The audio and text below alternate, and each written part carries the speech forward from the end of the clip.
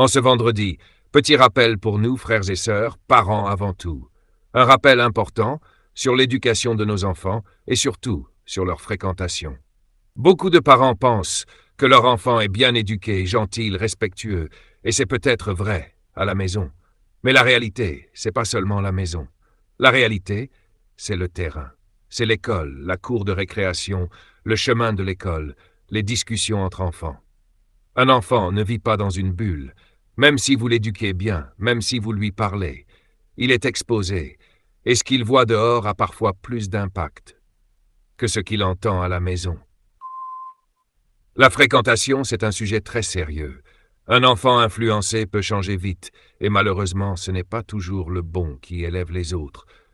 Souvent, c'est l'inverse. Il suffit d'un mauvais comportement pour contaminer un groupe. Aujourd'hui, il n'y a pas que la cour de récréation. Il y a les téléphones, les groupes WhatsApp, les réseaux, des enfants de 9 ans, 10 ans qui suivent des youtubeurs, des influenceurs. Et ça doit nous alerter. Ne pensons pas que les enfants font ça seuls. Ils copient, ils reproduisent ce qu'ils voient chez nous.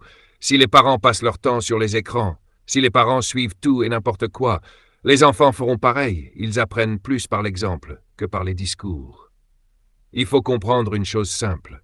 L'influence, c'est comme un virus. Si vous n'avez pas d'antivirus, le système tombe. Les enfants, c'est pareil. Si vous ne les protégez pas, ils tomberont tôt ou tard. Protéger un enfant, ce n'est pas l'espionner. C'est l'éduquer, lui expliquer, lui dire voilà ce qui est dangereux, voilà ce qu'il faut éviter. Et comme pour un ordinateur, il y a toujours de nouveaux virus. Il faut mettre à jour, suivre, parler, réajuster. Surveiller, ce n'est pas manquer de confiance. Même au travail, il y a des bilans. Un salarié travaille, puis on évalue. À la fin, il y a soit une récompense, soit un rappel. L'école, c'est pareil. Surveiller les carnets, regarder les notes, poser des questions. Comment ça se passe en classe? Avec qui tu travailles? Avec qui tu traînes? Ce sont des bilans, pas des interrogatoires. Quand un parent voit une baisse de résultats, il ne doit pas fermer les yeux, il doit analyser.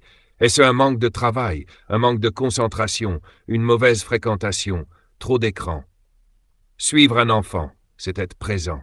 C'est poser un cadre clair, travail régulier, comportement correct, effort visible. Et quand ce cadre n'est pas respecté, il y a des conséquences. Pas par colère, mais par éducation. La vie fonctionne ainsi. Le travail ouvre des portes, le laisser-aller les ferme. Si nous n'apprenons pas cela à nos enfants maintenant, la vie leur apprendra plus tard, mais plus durement. En ce vendredi, ce rappel est pour nous.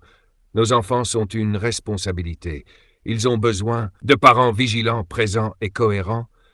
Qu'Allah nous aide à protéger nos enfants, à bien les orienter et à être pour eux un bon exemple.